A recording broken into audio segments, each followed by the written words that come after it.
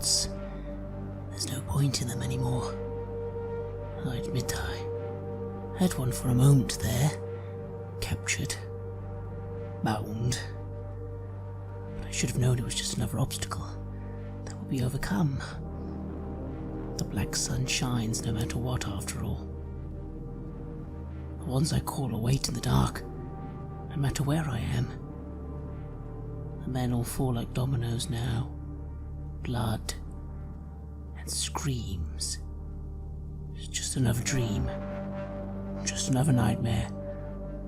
They are nothing before the black sun, and they never will be. I don't need guns like Bjorn and his friend. I am untouchable now. I will always be. But I will gain more power and bend Isusha to my will. I will bend the incarnates to my will. All of them will bend to my will. This is Red Moon Roleplaying.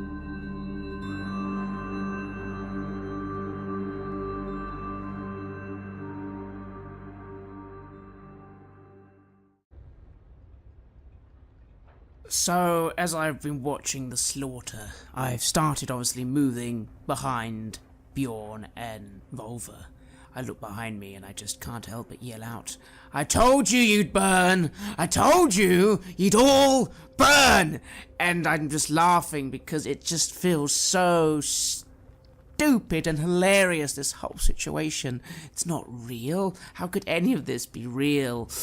And then I'm following behind them and I'm approaching the plane and I just watch Bjorn take down those two men. And I just look again and I just call out another command of like, just hold them off, Sosha. Hold them off. Make them suffer. That is exactly what Isosha does. And you see how Bjorn has started to pull off the flight suits from the pilots. And I look to Vova and I say, Finch, help Carver out with the other one, please. And he puts away his weapon and starts to do just that. And it doesn't take long until you're both dressed for a flight. The helmets are close by. The slaughter is still ongoing and the fighting. You can hear the echoing of the assault rifle fire in this large hall. The generator is coming online. A few of the lights have turned on now, and you can immediately hear the alarms start going off. It's time to go, Vova yells. I get into the plane. Yes, and you're able to get into the MiG-29. It's a two-seater, and you sit in the front and Carver in the back.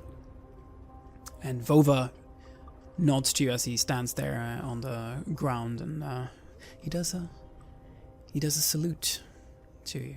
I nod back and I start flipping the switches, and I get on and I try the radio to see if it's live.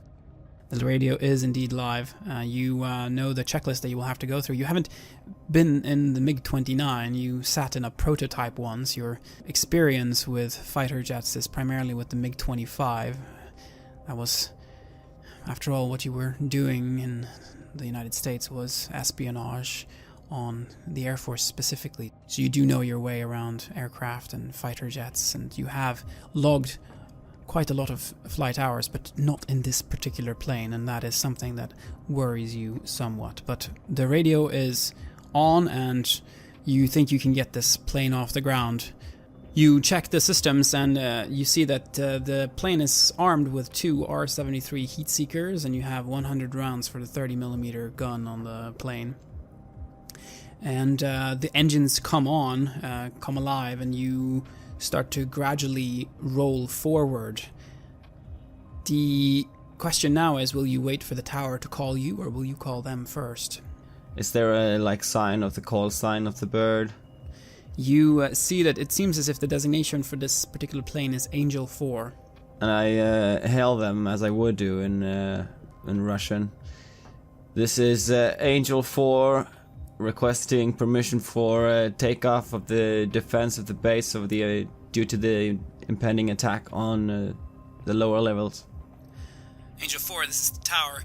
And you hear, as you hear this from the radio, you see the lights come on fully in the hangar. The generator is now fully operational. Impending attack attack. We have not been made aware of any impending attack. Who have you received these orders from? Control, this is orders directly received from Colonel Leskov. There is a huge disturbance in the flight hall right now. He wants the birds that were ready to get out in the air as soon as possible. Roll your chameleon. 16. Understood, Angel 4. Take runway 2 and make it fast. That is affirmative. Over and out. And you increase speed on your airplane, and you taxi out on runway 2, and you are ready for takeoff. A kind of well, I mean, I don't know if he actually needs to hear me. I just sort of almost say to myself, Isusha, follow. And I kind of close my eyes in the back, because I'm not really present for this situation now. Bjorn's the one flying this thing. And as I close my eyes, I just listen to the gunfire and the violence and the blood. Yes, and your mind is really starting to be taken over by all these feelings, this newfound power that you have. There's something that's whispering to you, speaking directly to you, an unknown being on the other side there, perhaps the one that you have made the pact with. You are coming closer to the mind of this one, and you feel it starting to take control. But not yet. Not yet. And at this realization, I just start again laughing quietly to myself and waiting for Bjorn to fly. And as we're rolling out, I call over the internal comm. You all right back there, Carver? Oh, I'm fine. I'm always fine, Bjorn. What a lovely evening. Are we going yet? Brace yourself. And I roll up, and I start the final ignition sequence to get up in the air. Yes, and you engage the afterburners, and the MiG-29 starts gaining speed very, very quickly. You can roll for act under pressure here to see how this takeoff goes, given that you are not so familiar with this plane. I get a 10. It's a bit shaky. It doesn't go quite as smooth as you would have liked, but you do get off the ground. You just wonder if what someone who saw this takeoff might have thought about it. You start climbing and gaining altitude. You're getting higher and higher, and that is when the instruments start going off. Radar spike. The SAM batteries have you zeroed in. And Carver, you've felt now this the G forces from the engines and from sort of going upwards, and it's horrible. It's one of the worst feelings that you've ever had. You feel like you want to throw up. Yes, I think even my laughter will now die down a bit. I just grit my teeth and just, again, the suffering. So much suffering. How much more must I take? I hail on the radio as I see the instruments lighting up. Control, this is Angel 4. We have indications of SAM batteries locked on our position. What's going on? Over. Angel 4, we've confirmed that there is no such order from Colonel Leskov. Please land the plane immediately and prepare for questioning. The SAM batteries spike you repeatedly now. They're warning you. Basically, the message is land or we will shoot you. Ugh. Control, hail either the Colonel or General Strelkov. Says these are his guests calling and they want us alive. We are coming for the General. Over. You can tell him yourself. The Colonel is on his way up.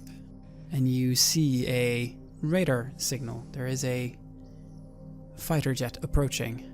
There's also 3 SAM missiles launched against you from the batteries. I have to start taking evasive maneuvers. Roll for act under pressure. 8 plus 4 is 12 plus 4 is 16. You release the flares and the chaff, and you are able to fool the 3 missiles that are coming towards you. They veer off in the wrong direction. But there is another spike. You are targeted by the fighter jet that's now approaching. You're hailed on the radio. You may deal directly with me now. This is Colonel Roman Leskov.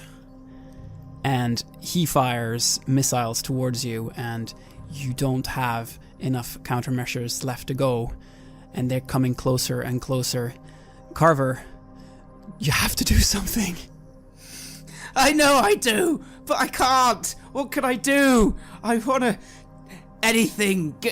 I'll give in to anything. I want you to roll for your Dabbler in the Occult ability. That's 15. And reality swirls around you. You're still in the airplane, but you're above an ocean. Heat shimmers all around you, and a black sun covers half the sky. You are not alone, though. The radio is still working, but the sound is all garbled. Where the hell are we? Why am I back here? It seems to be Leskov on the other side. The radar is all scrambled as well, but you do see an indication of another fighter jet behind you. He is here with you in this place, and Björn, you see that you are somewhere completely different than you just were. I'll try to take advantage of the confusion in the situation to make a sharp turn to the right and try to get out of the sight of the colonel. And roll to act under pressure. The plane is still working in this place as well. All the systems are checking out, just everything is scrambled and the lights are blinking on and off, but it's still moving. So roll for act under pressure. 8 plus 8 is 16, plus 4 is 20. You make a sharp turn to the right, and the ocean below you becomes a coastline, a harbor, an industrial area. And things are changing. The buildings are bombed out. Artillery is exploding everywhere down on the ground. German Bf-109s, Messerschmitts, are zooming right by you, and below you is Stalingrad. And then skyscrapers, impossibly tall skyscrapers, like dark monoliths around you. Leskov is still with you. I will kill you, Blessed One. You will not get in the way. Where's the general, Leskov? Where's the general? If you tell us, maybe we won't kill you. I'm laughing. I'm just looking around at this reality shift, and I'm just like, I know, everything is just an illusion now. You can bend and twist it to however you wish. Are you scared, Leskov? Are you scared? I'm getting more comfortable with the flight controls now, and I'm starting to maneuver more easily. So I start to do more evasive maneuvers and through the skyscrapers and the sides of them, and doing barrel rolls and feeling out the agility of the aircraft. Yes, you're rolling and you're turning. There's skyscrapers all around you now, these tall, dark monoliths, and Leskov follows you, and you hear sort of the radar spike with him trying to get a missile lock on you, but it's lost immediately. Roll to act under pressure now here to see if you can get through this dogfight with Leskov. 16. Describe how you're maneuvering here between the skyscrapers and how you are getting on his tail. I'm trying to get a feel for his pattern of flight and how he's following me. And now, as I've been continuously taking right turns and going through them, I try to now do the opposite of what he would expect me to do, and instead go sharp upwards all of a sudden, and then to the left to circle around. Yes, and you have him in your sights. He's a very experienced pilot. You can see that he's making excellent evasive maneuvers, but he is coming closer and closer to a position where you would be able to get a missile lock or be able to engage him with your guns. Act under pressure again to take him out. Because of the amount of buildings and other stuff around here, I'm gonna try and use the guns, because it's gonna be hard to get a missile lock until he evades out into a clear area. Okay, I'm rolling. 9 plus 1 is 10, plus 4 is 14. I would like you to describe how you destroy Roman Leskov's MiG-29 over in this field of skyscrapers in this strange place, this place far away from our reality. Like I said, I try to engage and use the guns to get him to a position that I would be favorable for me and perhaps get a missile lock. If I can't, I'm gonna try and appreciate his movements so that I can hit him with a gun directly. Yes, and he's able to evade the missile lock just as you fire the missile, and the missile just veers away, and it hits into a building. It's a heat seeker, but there seems to be a lot of heat sources around here. As he is able to escape the missile, that is when you get into the range of your guns and you fire off a salvo, and this is 30mm rounds.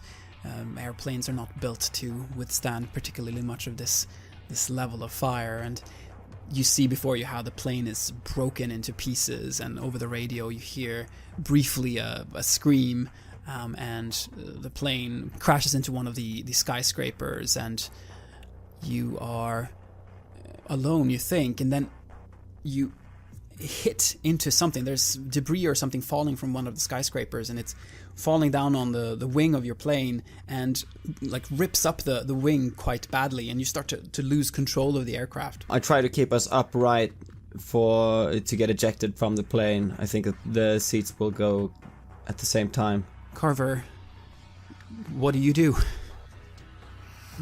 I suppose I just laugh as it seems like we're going down, and I just steady myself to be released. It doesn't matter. It's all fine. Carver, get us out of here if you can.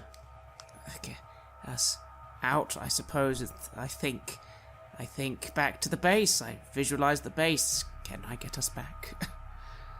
You can roll again for your occult abilities, and let's see how it goes. It occurs to me that at this point that I must be just mouthing the rituals, those teleportation rituals we've used before. I didn't even realize I was doing it. It's 15, 16, 17, 19. 19, and you have memorized them perfectly, and you are muttering them to yourself, and the plane is starting to lose altitude, and reality swirls around you again, and you are back in the real world, or wherever is real doesn't really matter anymore, but you're back to where you were before, above the forests of Russia somewhere. Bjorn, you try to stabilize the airplane. It seems like the conditions are more favorable here. You have a chance to roll for act under pressure to regain control, otherwise you will have to eject. Yeah, I'm gonna try and see if I can make do with our current imbalance of the vessel, and that I can't because I roll a 9. And you're losing altitude at a very, very high rate. This is not going to work. You have to go. You have to get out. You have to get out. You have to eject. Brace, Carver, and I open the button and I flick the switch. You flick the switch, and the canopy is jettisoned off, and both of your seats are thrown into the air as the catapult seat is launching you up, and you see below you how the airplane is falling down to the ground, and Carver, you lose consciousness as you're thrown up. The G-forces are just way too much, and you start to fall down somewhere in Russia. The parachutes are unfolded. What happens next is all in a blur. You land somewhere in the forest. It's pain as you land all throughout your body. You hope you didn't break anything, but everything is sort of a haze. You know you're getting treatment from somebody. You're being taken care of. There might have been a helicopter involved. Came and picked you up. You're not entirely sure. You do regain your consciousness and your sense of reality, sitting inside a small break room. There's a sofa, a dining table, chairs, and a small kitchen in here. The TV is on. It's showing that show with the TV healer, the one that can bless your water if you put it in front of the TV. The people have turned more and more towards superstition as the economy has deteriorated and as the political chaos has continued. You are here now, both of you, and you see each other sitting inside this small break room. I look up to Carver. How are you feeling? How am I feeling? You touched something very, very dark within you when you called forth your soldiers and Isosha. And when you brought the plane to that place, to the Black Sun, it took a lot out of you. You still feel... you have a headache and you feel mentally weak, but it's not as bad as it was. It's getting better. I kind of grunt to him, wiping at my nose, feeling, I imagine, some of the dried blood now that I had from my nostril earlier. I stand up, sway a little, and I just look round, and do we still have our weapons? Do I still have the pistol on me? No, and you felt at your nose as well, and it seems like someone has cleaned you, and you're wearing no longer the flight suits, but uniforms. What uniforms? It's the Soviet Air Force's uniforms, their ground uniforms. So not KGB? We're not in KGB headquarters? Based on the uniform, at least, this seems to be an Air Force location. There's a few other clues in the break room. I go to one of the doors, hold my hand to the door, and just try and use my enhanced awareness to get a grasp of, like, where are we? Is there anything nearby that feels dangerous? What's going on? There is something coming to the door right now that is extremely dangerous and that you have met before. Zoya Selivanova is by the door and she's about to open it. I step back. She opens the door and stands there before you, this woman in her 50s, small, very tanned and with a almost white hair. She smiles as she sees you, and you see beyond the illusion, and you see this grotesquely fat being with a mouth filled with small razor-sharp teeth. She points towards the chair and motions for you to sit down.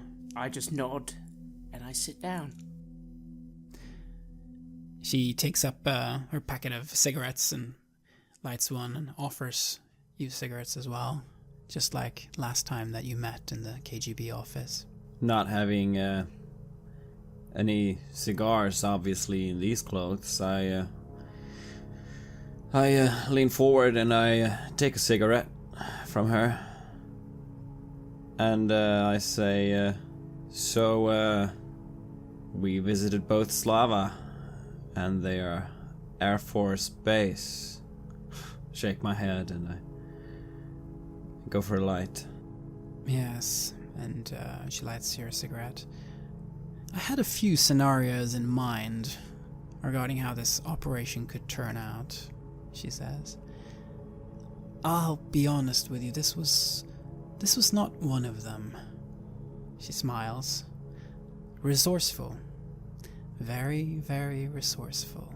We did get the evidence initially that you wanted about their operations. They seem to be acting far outside what would be considered legal in their experiments on people.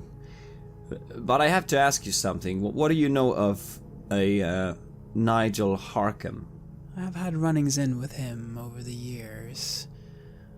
Poor man, he's very afraid of dying. He will do anything to avoid death. If he only knew. Who is he running with? Whoever can give him power, whoever can prevent him from dying, whoever can give him that extra sweet bit of life so that he can prolong his existence in this realm. Tigiriel? That would seem logical if you have had runnings in with him over at Slava, I suppose. Yeah, we did meet him there. And he probably was the one that led the military to us as well. The Red Army. Did you come across Colonel Leskov? We killed Colonel Leskov, yes. What a pity. Where did he die? I sort of just smile a little and I go, in the place underneath the black sun. To die in such a place. I get giddy just thinking about what awaits him. What about the general? Have you found him? M13. Are you familiar with that base? M13, that's a missile base. It's strategic nuclear arms. Very good place to hide. It's a remote location. Kilometers and kilometers of tunnels underneath that complex that may be quite useful for his needs. It's not all. They're apparently planning some sort of operation starting from that base. So it is time for them to make their move then, huh? Well... Isn't this irrelevant? By this point, surely he'll have left. We were heading to that base, and we failed to get there. That's where you picked us up, no? If I know men like him... Well, I suppose calling him a man is a bit of a disservice, but if I know beings like him, then I know that they are prideful and that they do not choose to run particularly easily. I think we might still have an opportunity if we move fast. Are we going in as a force then? If that is where he is, then he's bound to have brought his troops with him there. We'd need to do an all-out assault on the location, likely led by a strike force that would go in, and then the heavy artillery would attack as soon as you've been able to enter the base. There's just one problem. We get in, hell, maybe we kill him, but it still won't matter. There's one more out there. Have you heard anything else about any other connections that are currently firing off, or how we can find something? If we just kill him now, we'll reach a dead end. I remember what Ivan told me. He indicated that he suspected things may be happening in Leningrad.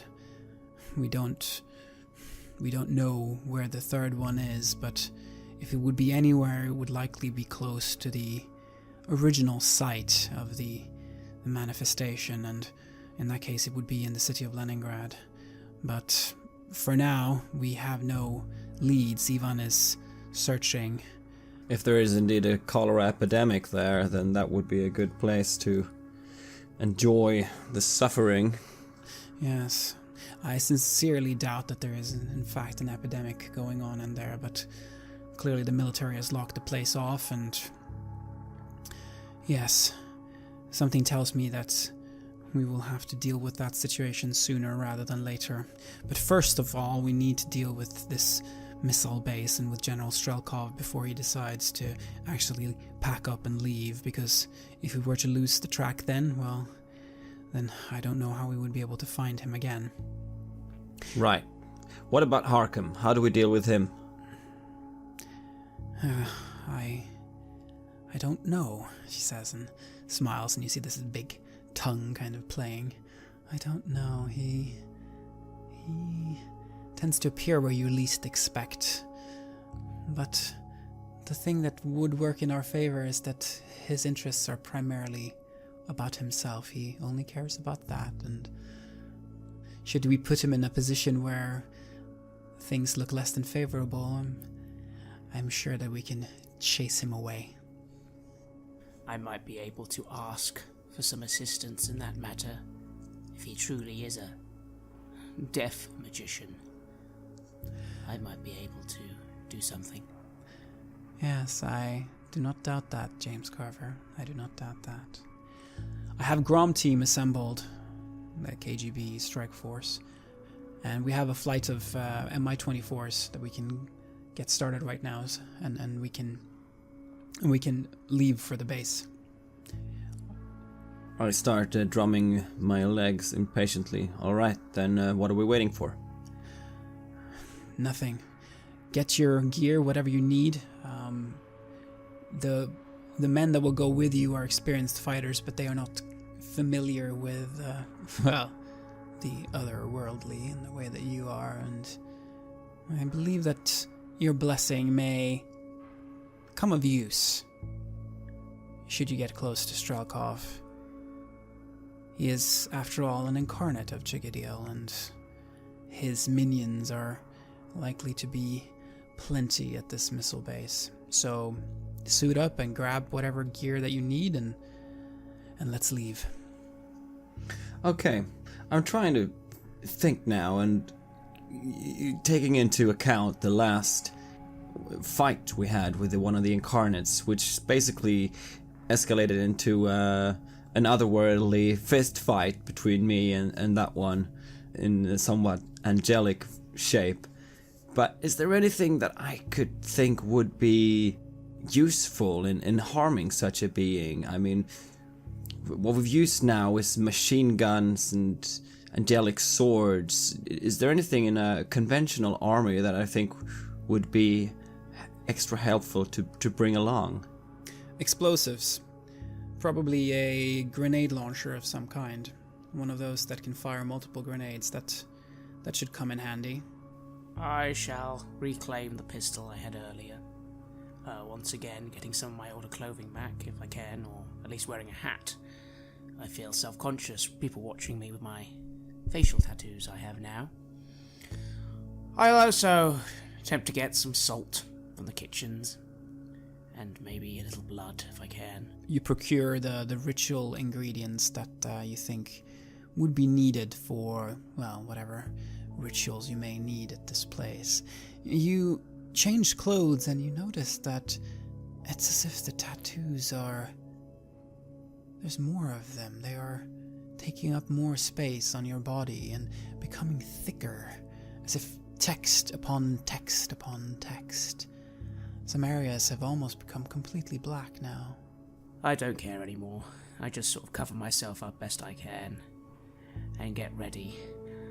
I go to a bathroom briefly and stare at myself in the mirror, smiling. It's as I said earlier, everything is now just a dream. A very real dream, of course, but reality is just a dream. I'm realizing that now. It's always all just been a dream. A nightmare. Nothing more to do now than see the nightmare to its end. Yes. Björn, do you do anything more before the flight leaves? I'm reflecting on all that's passed, really. How my all of my identity has been compromised by now.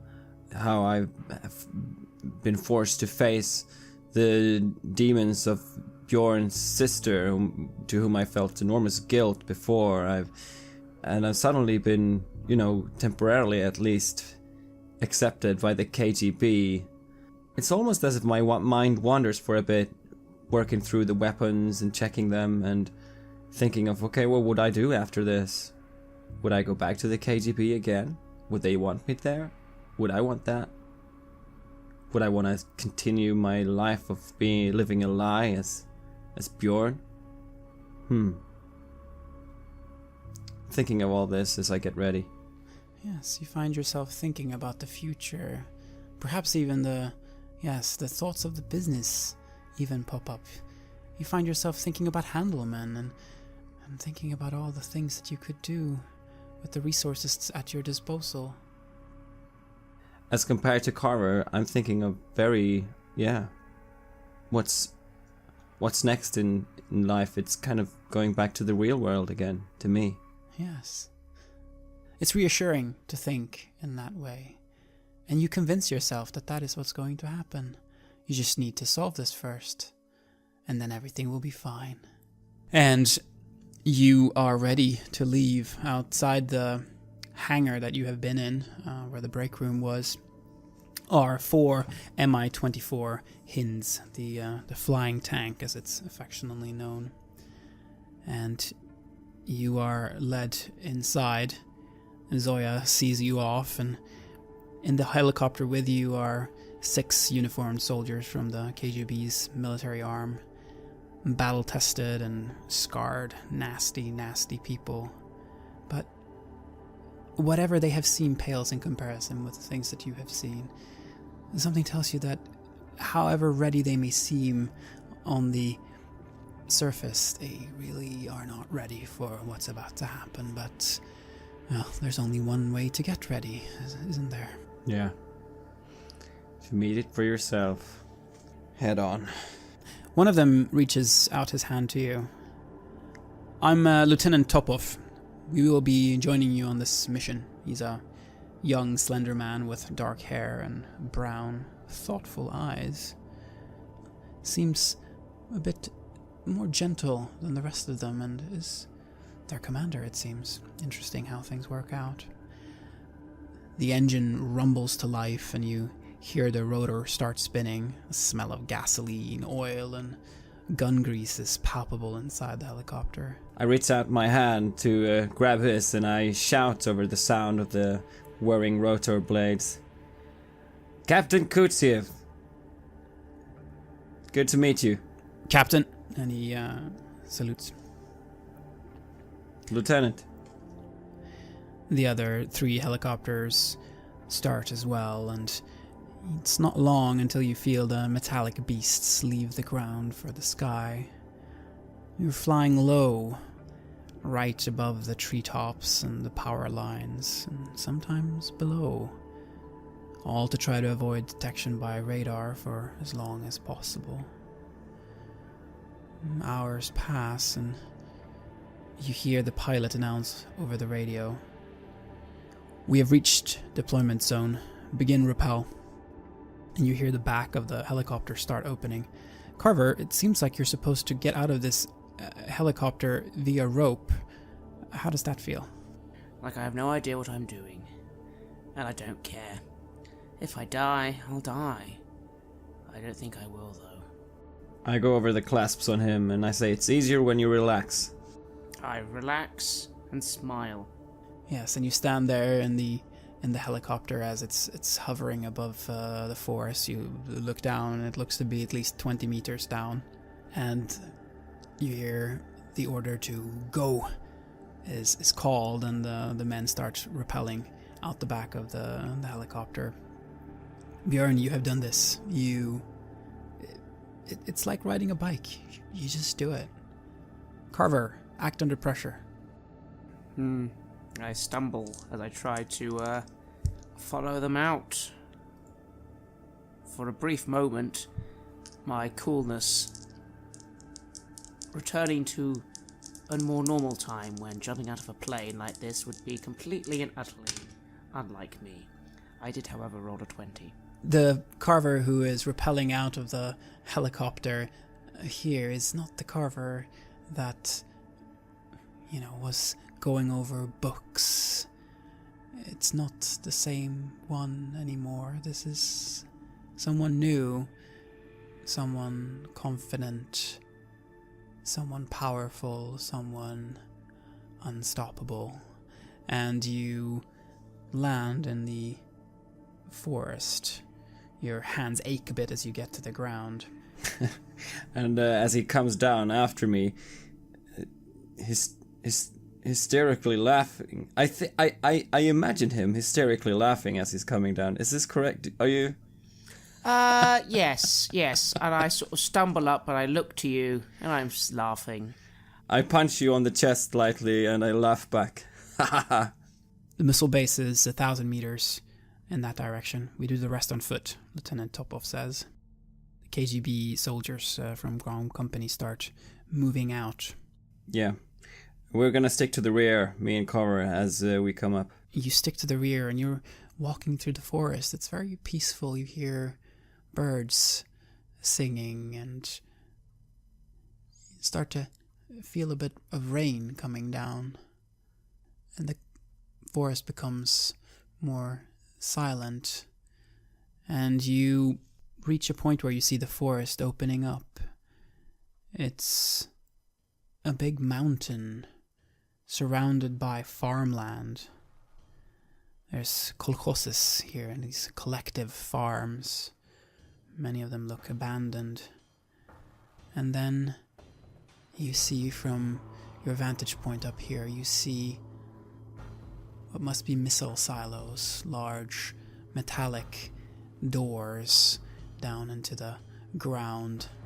At least 20 out here. This is a missile field. This is where doomsday would begin. And you're looking out over this field and this mountain in front of you. And this is where Missile Base M13 is. And this is where General Strelkov is. Where the second incarnate is. Where you will face Chigitiel.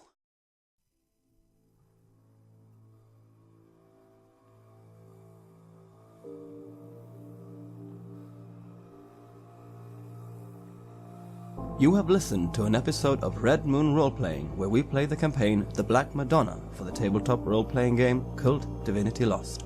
The Black Madonna was originally constructed by Gunilla Jonsson and Mikael Petersen in 1991, with additional material for the 2017 edition by Marco Berman, Matthias Fredriksson, Petter Nallo, and Robin Liljenberg. KULT Divinity Lost is published by Helmgast. The music was created by Atrium Kasseri and is used with permission from their label Cryochamber. Visit cryochamber.bandcamp.com or their YouTube channel to hear more excellent dark ambient. A new episode of Red Moon Roleplaying is released every Friday. Please like our Facebook page and give us comments, input and feedback there. You can also visit us at redmoonroleplaying.com. Finally, a big thank you to all supporters. If you want to show your appreciation and encourage our work, look out for us on Patreon and see if you want to support the show there. While the show will always be free of charge to our listeners, Patreon supporters will have access to extra material, such as a bonus podcast where we answer your questions about the campaign and role-playing games in general. If you just can't wait, you can even get access to the full-length, raw and unedited versions of our gaming sessions way before they are released as finished episodes. Thanks for listening. Looking forward to meeting again next week.